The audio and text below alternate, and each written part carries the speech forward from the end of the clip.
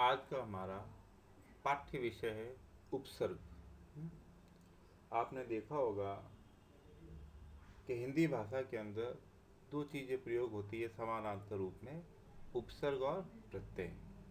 उन दोनों विषयों में से आज हम उपसर्ग विषय का अध्ययन करेंगे।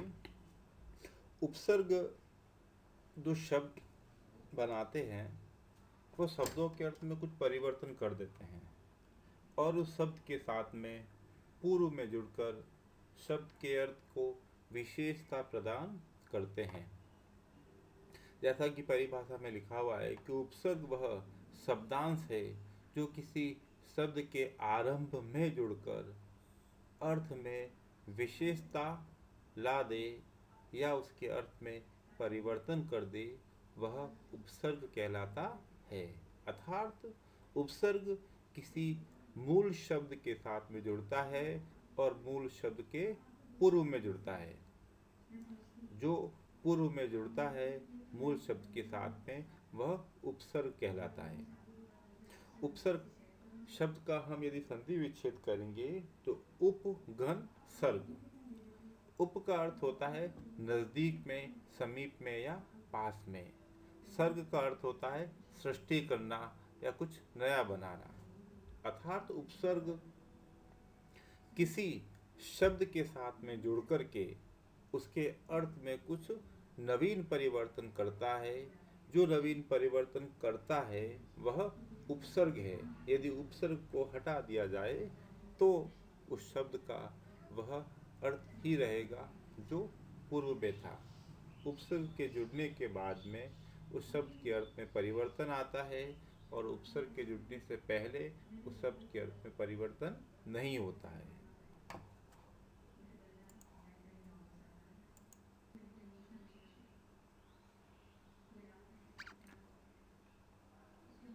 उपसर्ग जिस भी शब्द के साथ में जुड़ते हैं वह उपसर्ग अपने अर्थ के साथ में उस शब्द के अर्थ में भी कुछ विशेष परिवर्तन करता है, किसी विशेष अर्थ का बोध कराता है। अर्थात उपसर्ग का भी अपना अर्थ होता है और उस शब्द का भी अपना अर्थ होता है। जब दोनों श्रेष्ठ अर्थ मिल जाते हैं तो एक नए अर्थ का बोध कराते हैं। यदि दोनों को अलग अलग किया जाए तो दोनों के स्वतंत्र अर्थ हैं, लेकिन दोनों को जोड़ देने के बाद में एक स्वतंत्र अर्थ उत्पन्न होता है। वही अर्थ विशेष अर्थ कहलाता है।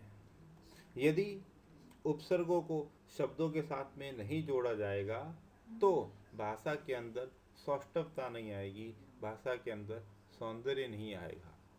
तो उपसर्गों का प्रयोग भाषा को सुंदर, अच्छा और प्रगाढ़ बनाने के लिए किया जाता है।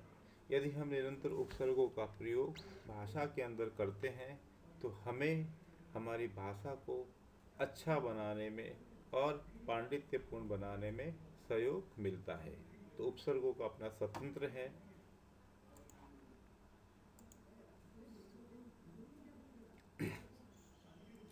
उपसर्गों की क्या विशेषता है?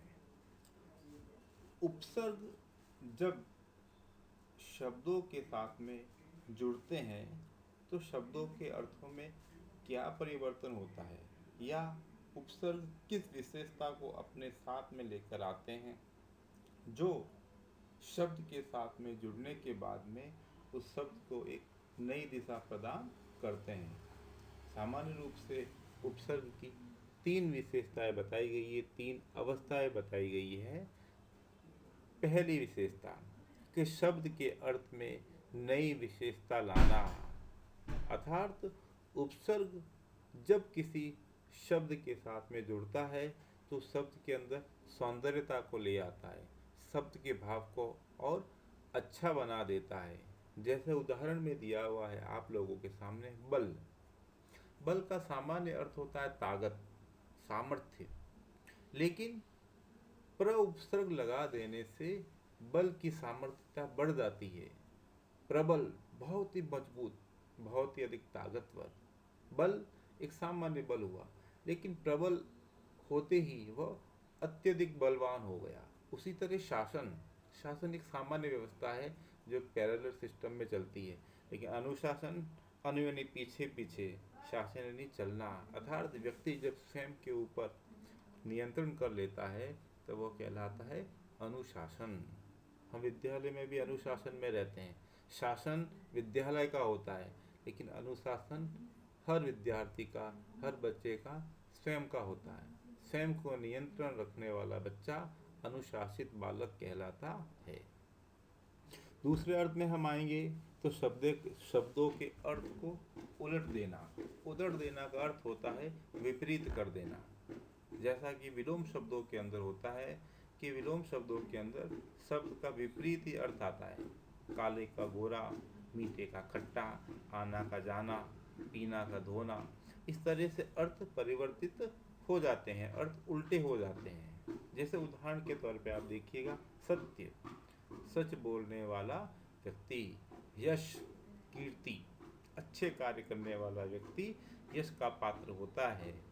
जो व्यक्ति सत्य बोलता है उसे सद्गति मिलती है।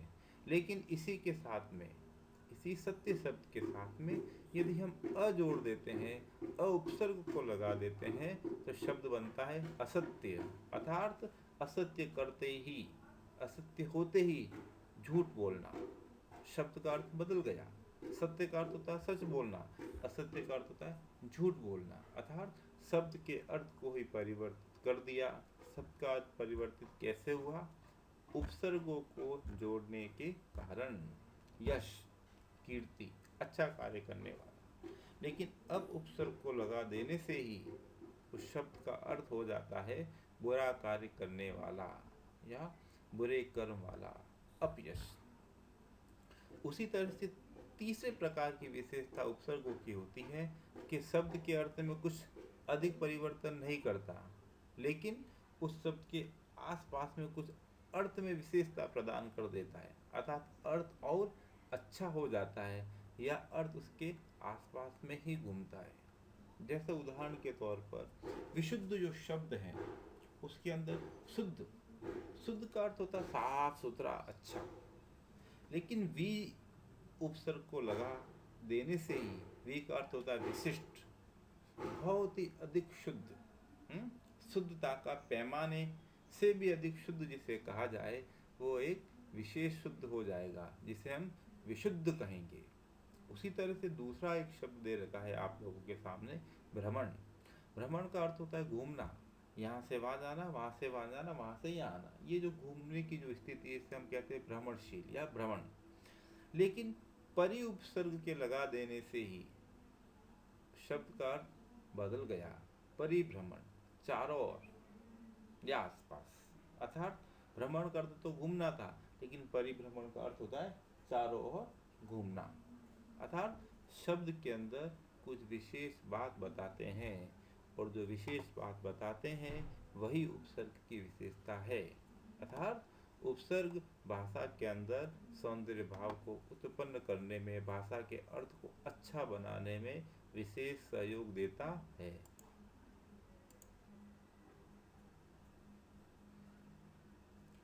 हिंदी भाषा में उपसर्गों की संख्याओं को 5 तरह से विभाजित किया जाता है। एक तो संस्कृत के मूल उपसर्ग जो हिंदी भाषा में प्रयोग किए जाते हैं। द्वितीय है हिंदी भाषा के स्वयं के उपसर्ग जो हिंदी भाषा में ही उत्पन्न किए गए। 3 नंबर पे आते हैं उर्दू भाषा के उपसर्ग जो उर्दू भाषा से लेकर हिंदी भाषा में समाहित कर लिए गए।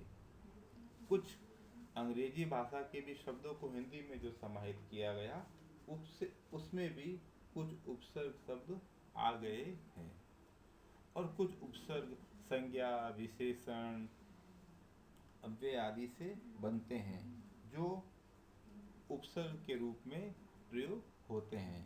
तो सामान्य रूप से 5 प्रकार के उपसर्गों में विभाजित किया जा सकता है हिंदी भाषा के उपसर्ग। संस्कृत भाषा के अंदर उपसर्गों की संख्या निश्चित है। हिंदी, उर्दू, अंग्रेजी भाषा के अंदर जो उपसर्ग हिंदी में आए उनकी कुछ संख्या निश्चित सी नहीं है।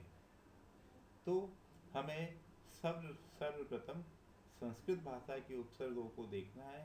क्यों कि संस्कृत भाषा के उपसर्गों को पढ़ने से हमारी काफ़ी समस्या का निवारण हो जाता है। बाद में हम हिंदी भाषा के उपसर्गों को भी पढ़ेंगे और धीरे धीरे उपसर्ग, अव्यय, संज्ञा, सर्वनाम, विशेषण आदि से जो उपसर्ग बनते हैं वो सहज और सरल है, उसमें कठिनाई का अनुभव नहीं होगा। तो आपको पहले हिंदी और संस्कृत के जो उपसर्ग है उनको विशेष रूप से देखना है। संस्कृत भाषा के उपसर्गों का परीक्षा में अत्यधिक आना जाना रहता है।